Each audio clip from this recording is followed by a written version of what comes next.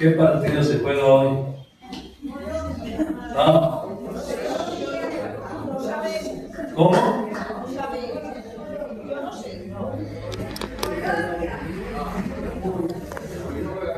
¿Y cuál es la cita bíblica que tenemos hoy?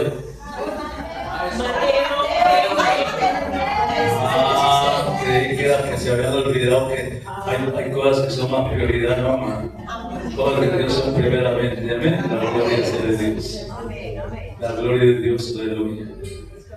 Voy a invitar el servicio de Biblias en Mateo capítulo 20, versículo 16. Mateo 20, 16.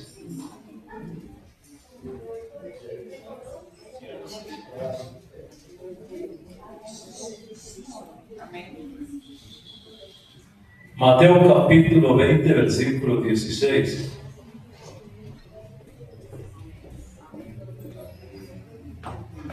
La bendita palabra del Señor dice así: así los primeros serán postreros, y los postreros primeros, porque muchos son llamados, mas pocos escogidos. Le entrego el texto donde dice que muchos son llamados, pero que pocos escogidos. Quiero hablar del tema la cosecha final y los escogidos. La palabra de Jesús en Mateo capítulo 20, versículo 16, relata nuestra forma humana de entender la justicia y el estado de la recompensa que tiene Dios para nosotros. Tenemos que darnos cuenta de ello. Nosotros hemos sido llamados por un propósito. Cada uno debe saber cuál es el propósito para ellos. Es un llamado a rechazar algo que se llama el orgullo y la autosuficiencia. Los que se saltan a sí mismos, los que se hacen cierto, los que se saltan a sí mismos son los primeros que se arriesgan ¿a qué? A ser humillados. Mientras que los humildes, los últimos, como dice la palabra del Señor, encuentran la exaltación a los ojos de Dios. Cuando usted va a Lucas capítulo 14, versículo 11, dice: porque cualquiera que se enaltece será humillado, y el que se humilla será enaltecido. Bendito sea el nombre de Dios por ellos. El pasaje de Lucas capítulo 14, versículo 13, establece el principio divino de ¿qué? De que el versículo 13 es el relacionado directamente con la cosecha, y la cosecha que es la cosecha final que estamos viendo ahorita. El juicio y la segunda venida de Cristo como un criterio que va seleccionando la vida eterna para cada uno de nosotros. Solo aquellos que viven con verdadera humildad, verdadero servicio, serán exaltados en el reino de los cielos, mientras que el orgulloso será totalmente desechado. En Lucas capítulo 16, Jesús utiliza la metáfora de un banquete donde los humildes son los verdaderos invitados. Eso está prefigurando la cena de las bodas del Cordero en el reino de los cielos. En la cosecha final, que es el orden, ¿cierto?, que se establece y que será invertido. Mientras que los que sirven por causa de Cristo y se humillaron por causa del Señor, que han dado su vida por ello, serán levantados, dice, en gloria por gloria. Mientras que los que se creen grandes e importantes serán humillados eternamente. ¿En qué lugar estamos nosotros hoy en día? 1 Corintios capítulo 1, capítulo 3, versículo 16 dice así: yo planté, Apolo regó, pero el crecimiento lo ha dado Dios. Esta es una ilustración directamente de la vida de la cosecha. Para que la cosecha germine, que los hombres vieran brotar la semilla y ver que las raíces sí toman forma, el campesino sufre lo más necesario, que es el agua, porque como es un terreno totalmente árido, el agua es necesaria en ese momento para el campo. Se espera que el agricultor que prepara la tierra para que sea totalmente fértil. Esto incluye arar, fertilizar, esparcir la semilla, negar, regar y cultivar y desinfectar. Miren que no es solamente arar la tierra y echar la semilla, no, sino que hay que preparar la semilla para que empiece a germinar. Y cuando está preparando tiene que ser que hay que regar, esparcir, fertilizar y desinfectar la tierra para que cierto, no tengan gusano ni nada de eso que se coman las semillas. Ese es un trabajo tremendo. En la parte de nosotros, ¿qué es lo que nos impide muchas veces a nosotros ver la bendición de Dios? Hay algo que se llama orgullo. Hermano, pues si la palabra nos está diciendo que los orgullosos serán ¿qué? Juzgados severamente, ¿por qué nosotros no nos damos cuenta, hermano, que el orgullo no nos lleva a ninguna parte? No. Si ante la palabra de Dios dice que ante Él todos somos lo mismo, amén. Esta cosecha final es el orden del mundo que es invertido. Porque la semilla germina ¿con qué? Con los brotes, ¿cierto? Pero todos tienen que dar una raíz. ¿Cómo dar raíz eso? Precisamente, primeramente hay que prepararla regándola con agua, porque el terreno era totalmente seco. El hombre de buena gana reconoce que no puede controlar el clima, no puede hacer que el sol brille, no puede hacer que el viento sople y que la lluvia caiga, no. Por consiguiente, no puede hacer que las plantas crezcan. Eso depende completamente de Dios, porque Él es el que da la cosecha, solo Él da el crecimiento. Usted siembra la semilla y el que da el crecimiento se llama Dios. Si usted está, hermano, si nos vamos a la parte de la iglesia, si nosotros sembramos una semilla, no esperemos, Señor, que vamos a recogerla nosotros. Usted siembra y el que da el crecimiento se llama Dios. Es que a mí me da pena hablar, no, usted no me da pena. Allí se colocan tantos tratados para que usted lleve y nadie lleva un tratado para repartirlo en la calle.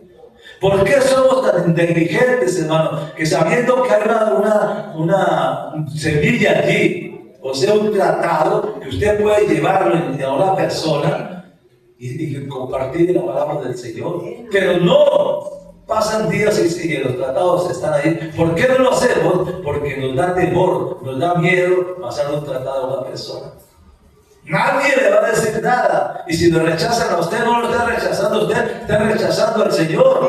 Reparta la semilla, eso es repartir la semilla. Después vaya a su casa y empiece a orar por ese tratado que dio, y Dios empieza a multiplicar eso, porque Él es el que da el crecimiento de ellos. Amén. El evangelio es la semilla, hermano, que debe sembrarse en el corazón de las personas. En su vida usted siembra una semilla, puede ser de buena semilla, una semilla de amor, de bondad, de regocijo y hasta de compromiso. O malas semillas como enojo, lujuria, rechazo y menosprecio. ¿Qué semilla estamos sembrando nosotros? ¿Qué semilla? ¿Qué semilla estamos sembrando en este momento? ¿Por qué? Porque vamos a cosechar lo que sembramos. Sembrar y cosechar es un acto solamente de fe. Porque usted reparte un tratado, habla a la persona, si le permite, o se va a su casa y dice: Señor, en el nombre de Jesús de Nazaret, ese tratado que le diga a esa persona, ahorita empiece a orar en él, toque ese corazón, ablande esa vida, pero usted está orando para que ese tratado, ¿cierto? Eso es, no es tirar la semilla, no, hay que tener cuidado con la semilla, hay que cuidar la semilla. Cuando usted siembra algo, usted está orando porque usted sabe que ese tratado tiene que hacer algo en la vida de esa persona. Y el Señor es el que está orando. Usted siembra eso y Dios tiene que orar, bendito sea el nombre de Dios por ello. ¿Por qué? Una semilla llega en un momento totalmente, ¿cierto?, apropiado, cuando Dios considera el tiempo y justo en el momento que es, porque Él es el que da el crecimiento. Nosotros tenemos que esperar a que Él obre. Miremos lo que le dijo el ángel a Cornelio en Hechos capítulo 10, versículo 4. ¿Qué le dijo? Él mirando nuevamente y atemorizado le dijo, ¿qué, Señor? Él le dijo, tus oraciones y tus limosnas han subido la memoria delante de Dios. ¿Quién era Cornelio? Era un centurión que tenía a cargo muchos soldados y se reunía en su casa y reunía a su familia. Pero este hombre, cierto, hacía limosnas, oraba mucho. Y dice, Dios escuchó tus oraciones y tus limosnas. Hermano, y estaban reunidos todos en su casa cuando el ángel llegó y habló con él. ¿Y qué pasó? Bueno, cuando vamos a ver la palabra del Señor, dice que dice, él sembró la semilla y al final Cornelio cosechó la salvación para su familia y también para sus amigos que estaban ahí, porque Dios es justo.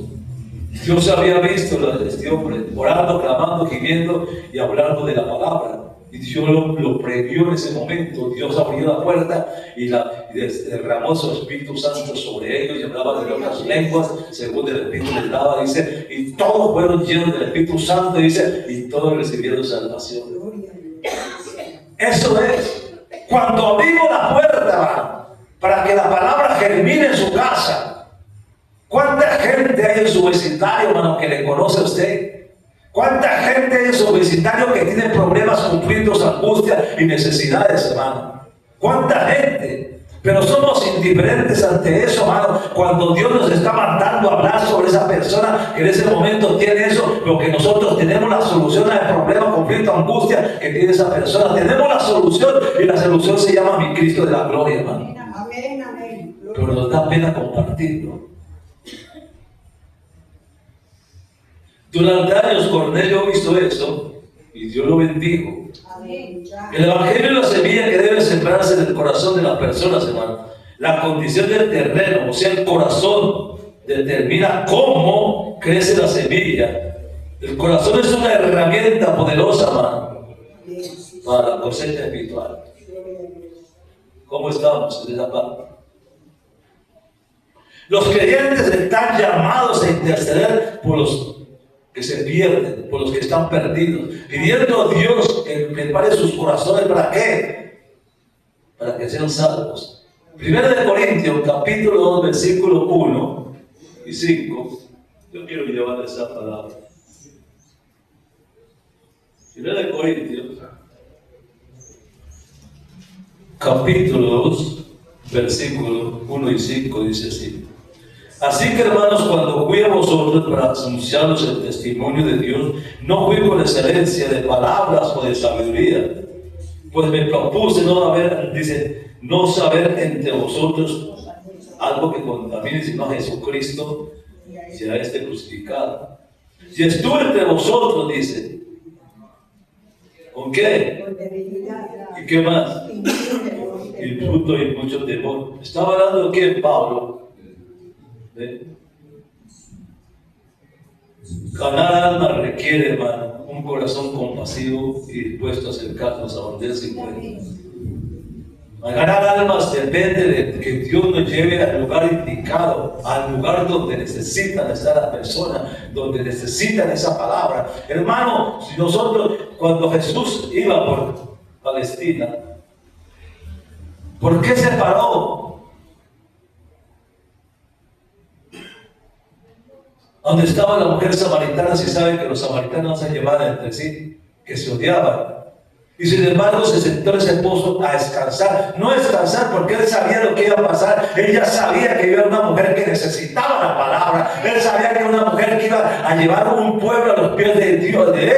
Él sabía lo que iba a pasar. No lo tomó desapercibido. Él se sentó ahí con un propósito. ¿Por qué no se fue por otro lado? No, porque sabía que allí iba a encontrarse con los samaritanos. Sabía que allí había un pueblo de samaritanos que se iban a convertir al Señor, un pueblo grande. Él ya tenía por eso le dice a los discípulos: mirad la cosecha, que ya está lista para la siembra.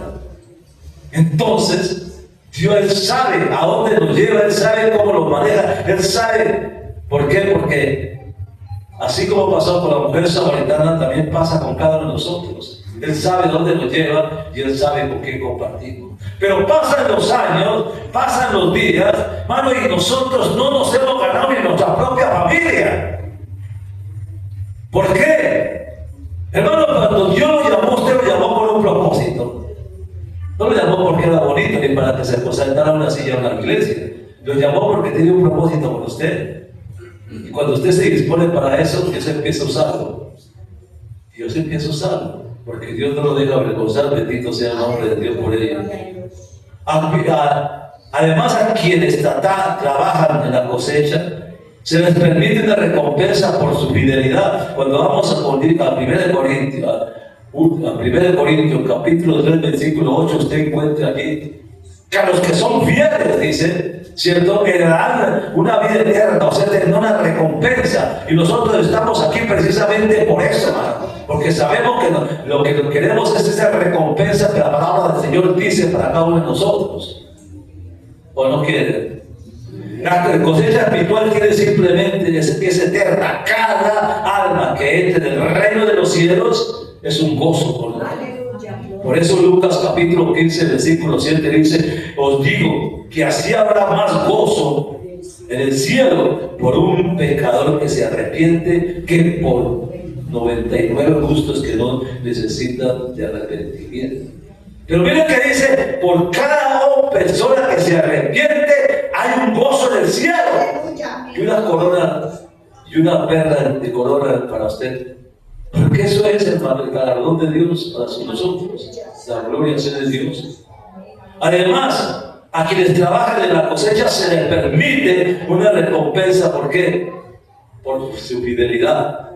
1 Corintios capítulo 3 versículo 8 dice: y el que planta y el que ciega son la misma persona, aunque cada uno recibirá su recompensa a su debido tiempo.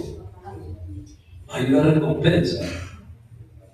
¿Y a quién no le gustan las recompensas? ¿A quién no le gustan los regalos? ¿A quién no le gusta que lo agasajen? La gloria sea de Dios. La cosecha espiritual de almas es un mandato divino que exige algo que se llama urgencia, compasión y también dedicación. Como creyentes tenemos el privilegio, hermano, de colaborar con Dios en la misión de reconciliar al mundo con Él, sembrando la semilla del Evangelio, orando firmemente y desechando y trayendo las almas a los pies de Él. Mateo capítulo 28 versículo 19 es un mandamiento que Dios deja allí. Él dice: id y hacer discípulos a todas las naciones. ¿Qué más? Bautizándolos de qué. ¿Y qué más dice? Todos no sabemos ese texto, pero lo vivimos.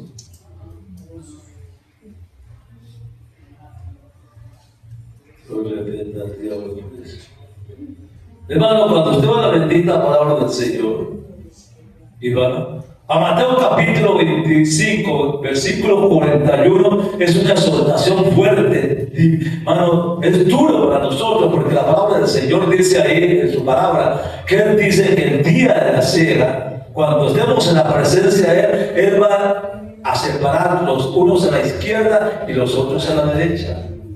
Y le da a los de la izquierda, a la derecha, da: bendito de mi Padre venía a dar lo que fue para vosotros desde la fundación del mundo. Pues también dice a los de la izquierda: malditos al fuego eterno con Satanás y sus ángeles. Entonces yo tengo que ponerme a pensar: ¿en qué lado estoy yo? ¿A qué lado estoy yo? ¿En qué lado me coloco yo? Hermano, no es porque venga a la iglesia, hermano.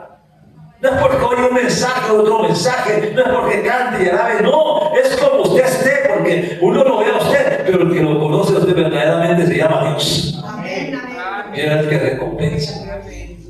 ¿Cómo estamos nosotros en esta mañana? Hermano, los tiempos no están para jugar. Los tiempos son peligrosos y se van a poner peor todavía. Pues no importa, hermano. ¿Sabe por qué? Porque tenemos a alguien que dice: no temas, porque yo estoy contigo. No desmayes, porque yo soy tu Dios que te esfuerzo. Siempre te ayudaré y siempre te sustentaré con la diestra de mi justicia, porque yo soy Jehová, que te dice: no temas, porque yo te ayudo. Esa es la sombra que nos cobija a nosotros en este momento. Pero aunque la situación se ponga caótica, nosotros tenemos que darnos cuenta que eso es profético. La palabra de Dios que se está cumpliendo. No sabemos en qué momento viene un arrebatamiento, y yo no quisiera que usted se quedara, mano, para pasar ese tiempo de la tribulación aquí. Porque todo depende de nosotros. ¿Quiénes eran los discípulos? Eran personas como usted, como mi persona, mano. Hombres con miedo, con temor, con incertidumbre. Cuando cogieron a Cristo en el Getsemaní, todos salieron corriendo y lo dejaron solo cuando le habían dicho: nosotros iremos contigo hasta la muerte. Todos se fueron. Y cuando lo estaban, cierto, juzgando, el único que estaba ahí cerca era Juan, porque era el amigo del sacerdote. Le permitió entrar hasta allá. Era el único que estaba ahí. Y Pedro se coló por allá, y fue cuando lo enfrentaba una muchacha del servicio. Lo enfrentó y dice: tú también eres gentil, tú también estabas con ellos, tú también. Empezó: no, yo no conozco, y empezó a renegar que no conocía al Señor. Cuando el gallo cantó 3 veces lo dejó. La negación de Pedro y la entrega de Judas se comparan en el mismo nivel. Pero el uno se mató porque se angustió y se desesperó, pero el otro se arrepintió y lloró, y Dios lo bendijo. Pero ¿quiénes eran ellos?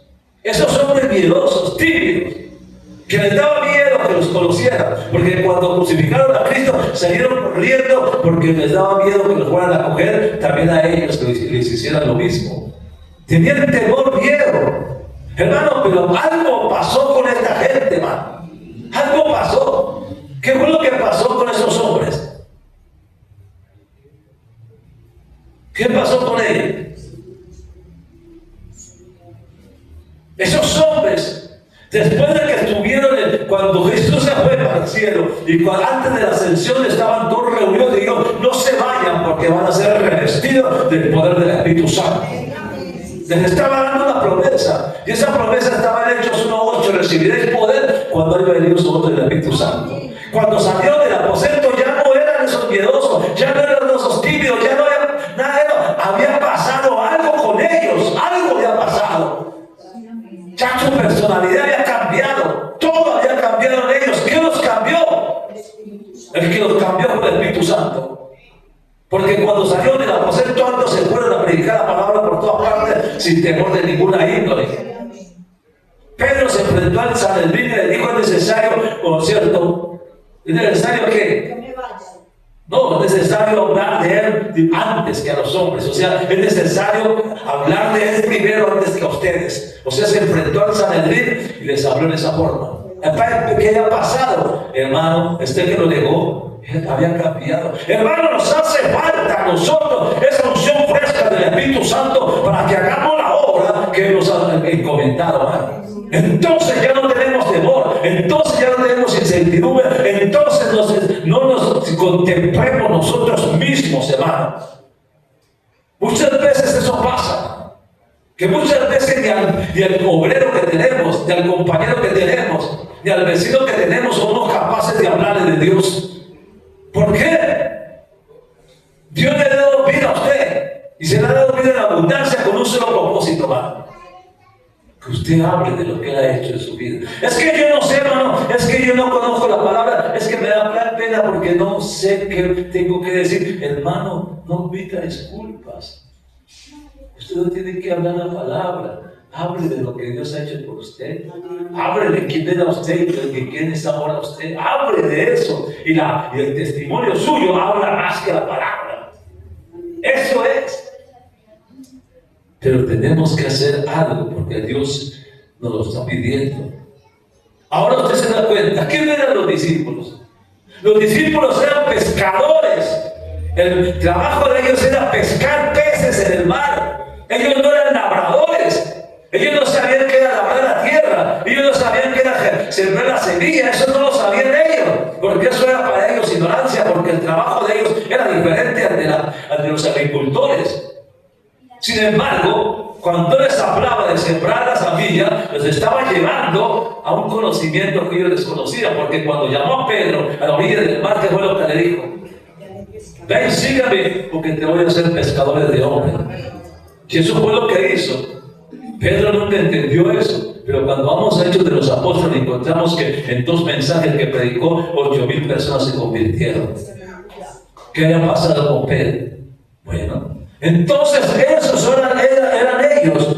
Sabemos que no sabían de sembrar semillas, no sabían lo que era la agricultura, porque lo que sabían era pescar, que es diferente una cosa a la otra. Pero cuando Dios llama, los coloca en el lugar que nos necesita. Bendito sea el nombre de Dios. Y los hizo pescadores de hombres. La gloria sea de Dios por él. Eso es lo que Dios hace, porque Dios es un Dios perfecto, hermano. Entonces, en esta mañana empecemos a meditar qué hemos hecho nosotros en el tiempo que estamos viviendo. Se acerca la venida de mi Cristo en la gloria. Ya esto es una cosa que ya para ustedes es una repetición que ya está cansando. El pastor es cansón hablando siempre de lo mismo, pero yo sí les hablo todos los días de lo mismo, porque yo no quiero que usted se pierda. Porque no quiero que usted pase por una tribulación, que eso sí es cosa diferente, distinta. Para que usted levante los ojos, hermano, y se dé cuenta que Dios le está dando una oportunidad más en su vida. Que lo que usted tiene, por mucho que se preocupe, hermano, su trabajo, que tanto tiempo le da ese trabajo, eso se va a quedar. ¿Y quién se va a quedar con ello? Su negocio que tiene usted, que le ha dado tanto tiempo para surgir ese negocio. ¿Qué va a pasar con ese negocio? Otros serán que se va a disfrutar de eso. Todo lo que usted tenga, hermano, no se pegue de eso. Disfrútelo porque Dios se lo ha dado. Porque no se le ocupe el primer lugar en la vida de Dios. No saquemos disculpas, hermano. Es que tengo que trabajar, es que tengo esto, es que tengo que hacerlo. No, hermano, para Dios no hay disculpas, hermano. Cuando nos presentemos delante de Él no hay vuelta de hoja, tenemos que hacer lo que somos y punto. ¿Para qué nos llamó? Dios nos ha llamado para cosas grandes, hermano. Sí.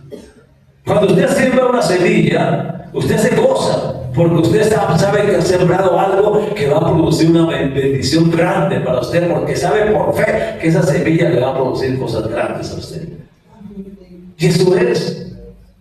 Aquí hay gente que tiene cosechas, hay gente que siembra, hay gente que cosecha. Sabe en qué tiempo que siembra, sabe en qué tiempo tiene que cosechar y sabe en qué momento es la madurez de la cosecha. Conocen eso, pero ¿cuánto tiempo se tiene que esperar a que la cosecha empiece a germinar? Bueno, entonces así mismo la palabra de nosotros, hermano. Usted siembra, hermano, pues no se preocupe porque tal vez no ve nada. Hermano, es que usted siembra y nunca va a ver nada. ¿Sabe por qué? Porque la semilla se siembra para que Dios germine, hermano. Nosotros somos los que tenemos que sembrar esa palabra. Y el Señor es el que da el crecimiento de ella. Hermano, todo eso está escrito en la palabra, está aquí. Por eso dice, los primeros serán los últimos y los últimos serán primeros. Porque muchos que hemos llegado al Evangelio por primera vez hace muchos años, muchos nos vamos a quedar. Y muchos que llegaron último se van a ir. Porque los que fuimos primero, nos hemos conformados con lo que vivimos. Y los que llegan por primera vez llegan con esa hambre de la palabra. Y por eso dice los últimos serán primeros. Entonces, ¿en dónde estoy ubicado yo? ¿En qué lugar estoy ubicado yo? Yo me gozo con la gente que muchas veces me traen un cerro de tratados para que se los marque. ¿Para qué me traen esos tratados? Porque sabe para qué los tiene, sabe para qué los necesita, sabe que invirtió en eso porque sabe que cada cosita de esas, aunque no pueda ver el dinero, pero sabe va a germinar. Es eso. Entonces, yo pregunto, hermano, nosotros tenemos que darnos cuenta que Dios nos está dando una última oportunidad, ahora mismo. ¿Por qué? Porque no sabemos muchas veces, la gente está temerosa. ¿Qué va a pasar ahora? ¿Qué va a suceder al término de este mes? Y hay una incertidumbre. Pero para nosotros no, hermano. Porque pase lo que pase, todo está en la bendita voluntad de Dios, hermano. Nada se mueve sin la voluntad de Dios. Amén, amén. Y nosotros tenemos que confiar en eso. Amén. Pero ¿cuántos estamos orando? ¿Cuántos estamos clamando? ¿Cuántos estamos gimiendo por lo que está pasando? Para que Dios haga justicia y juicio. Entonces, ¿qué pasa? ¿Qué estamos sembrando? ¿Por temor, por incertidumbre? Porque nos da temor. No, hermano. No le den temor de eso. Reúna a su familia y póngase a orar. Reúna a su familia y póngase a orar, hermano. Por lo que está pasando y lo que va a pasar. Ore a Dios. Porque es su familia la que está en juego. Es nuestro hogar el que está en juego. Pase lo que pase. Entonces, eso nos muestra a nosotros, ¿no? Que Dios nos está dando una oportunidad muy grande para ello, ¿no? Entonces pregunto, ¿cuántos de nosotros en esta mañana estamos dispuestos, hermano, para que Dios obre en nuestras vidas, hermano? Que usted se levante en esta mañana, hermano,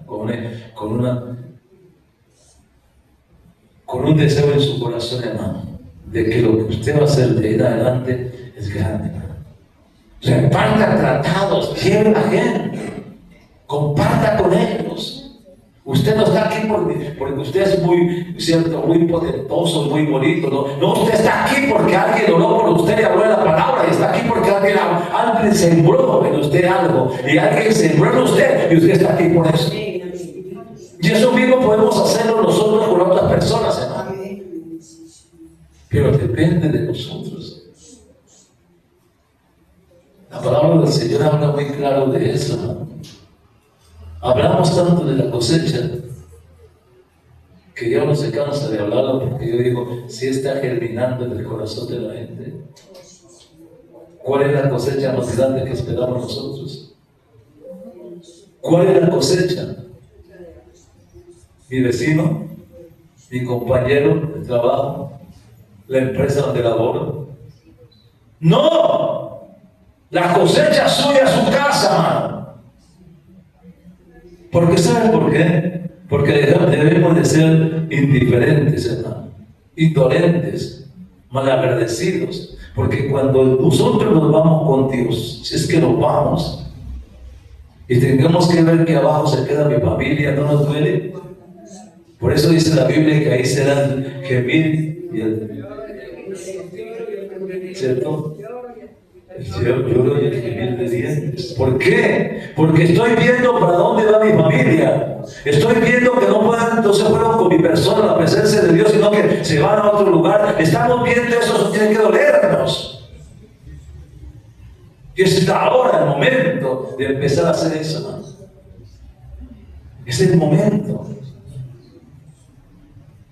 ¿Cuánto tiempo estamos orando por la familia, hermano? Es que es la parte, ¿no? La cosecha no es una finca donde se siembran las verduras, donde se siembran las semillas. No. El terreno no es esa finca donde produce algo material. ¿Cuánto tiempo le dedica usted a esa siembra? La siembra, la cuida, la protege y cada momento está encima de ella, quitándole la maleza y los animalitos. Hermano, no olvide la cosecha más grande está en su hogar, hermano, donde tiene que quitarle la maleza a la gente, los gusanos y todo eso, que nos está impidiendo que caminen con Dios. Pero somos nosotros, hermano. Y que si no, Cristo viene por su iglesia, dele gracias a Dios, hermano. Dele gracias a Dios, porque usted se va con su familia. Y no le dé gracias a Dios porque se van a condenar, hermano. Si hablamos de la cosecha, porque sabemos que lo más lindo que puede haber es la cosecha del hogar de nosotros, comenzando por ello. Yo hoy es un día para eso, hermano. Es un día para que usted medite, hermano. ¿Cuántos hijos suyos están fuera de la casa? ¿Cuántos hijos suyos están fuera de las cosas de Dios? Usted vive tranquilamente, hermano. Usted vive tranquilamente. Se levanta, desayuna, come, almuerza y todo eso. Vive tranquilo. Pero ¿qué pasa con la demás gente? ¿Qué pasa con sus hijos, hermano? Somos indiferentes. ¿Qué pasa con su esposa, su esposo, hermano? Somos indiferentes. Que yo amo a mi esposa, mentira del diablo, porque si usted va a amar a su esposa, la tendría que ir a la iglesia, hermano, porque ya había orado por ella, hermano. Es indiferente. ¿O me equivoco? El esposo, que no le gusta el evangelio, a ninguno de nosotros nos gustó el evangelio nunca, pero Dios porque nos enamoró de él y estamos aquí. ¿Acaso esa persona también no necesita de eso? Pero ¿cuántas veces estamos orando por esa persona? Es más fácil orar por el de la calle, el vecino, el compañero, pero esa persona, ¿quién ora? ¿Quién ora por ese hombre? ¿Quién ora por esos hijos? ¿Quién ora por esa familia? ¿Quién ora por ellos? Hermanos, estamos en el tiempo de la cosecha final. Amén. Y eso es lo que nosotros tenemos que darnos cuenta, hermano. No menospreciemos nuestra familia, hermano. Que se están descarriando, los tejidos que se descarriaron. Usted ora nomás y clame al Señor, Él verá si los rescata o no los rescata, pero usted ya hizo lo suyo. Y eso es lo que vale. Entonces, ¿por qué no lo hacemos? Cuando se dice un ayuno y vienen 4 o 5 personas, porque a los demás no nos interesa, porque tenemos tantas cosas que hacer antes de venir a orar aquí. Cuando el ayuno es que tenemos que clamar por esa persona, gemir por esa persona. Esa persona le interesa, su familia le interesa al Señor, hermano. Su esposo le interesa, sus hijos le interesan al Señor, su esposa le interesa al Señor, hermano.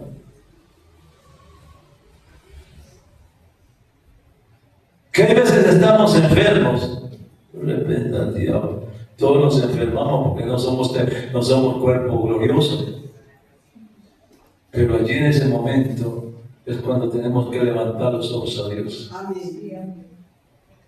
Ahí de nosotros sabemos que hay un Dios que todo lo puede y que todo lo quiere. Ahí es donde queremos saber que nosotros tenemos un médico divino. Ahí es donde dice el Señor que las llagas por Él somos nosotros sanos. Que tenemos que creer por fe, hermano. Porque la fe es la que rompe todo esquema, hermano. Es la fe. Yo creo que mi familia llega a los pies de Dios. Yo creo que mi esposo, mis hijas van a llegar a los pies de Dios. Sí, yo creo eso. Créalo. Porque es la fe la que nos mueve a nosotros. Yo creo y me muevo. Y Dios maneja esa parte. ¿Cuál es la parte que maneja Dios sino la fe? Entonces, por eso dice que la fe es la certeza de lo que yo espero, la convicción de lo que yo no veo. Sí, pero sé que existe. Pues cada uno de nosotros tenemos que darnos cuenta, ¿no? ¿Cómo estamos? Levantemos nuestros ojos a Dios y démosle gracias por los momentos. Démosle gracias. Y le dejo Mateo 25, 41, hermano. Cuando usted va a Mateo capítulo 25, del 40, del 19 al 41, usted va a hacer cuenta. Allí está el fin de la cosecha final. Por eso cuando le doy ese texto de Mateo 25, allí está la cosecha final. Allí está. Entonces se pone usted a ver y dice, ¿en dónde estoy ubicado yo? Nos preocupamos por tantas cosas, hermano. Por lo material, nos preocupamos tanto por lo material, pero no nos preocupamos tanto por lo espiritual. ¿Cómo está mi vida? ¿Cómo estoy yo? Hermano, la Biblia dice que muchos de nosotros somos oidores olvidadizos, porque estamos oyendo, pero cuando salimos ya se perdió. No, hermano, atesórelo, métase la palabra en el corazón y dígale al Señor: gracias, Padre, porque me está dando la última oportunidad. Porque no sabemos qué va a pasar mañana con nosotros. Pues no importa. Dele una oportunidad a Dios, hermano. Que Dios los bendiga esta mañana. ¿Por qué no se coloca un momento de pie?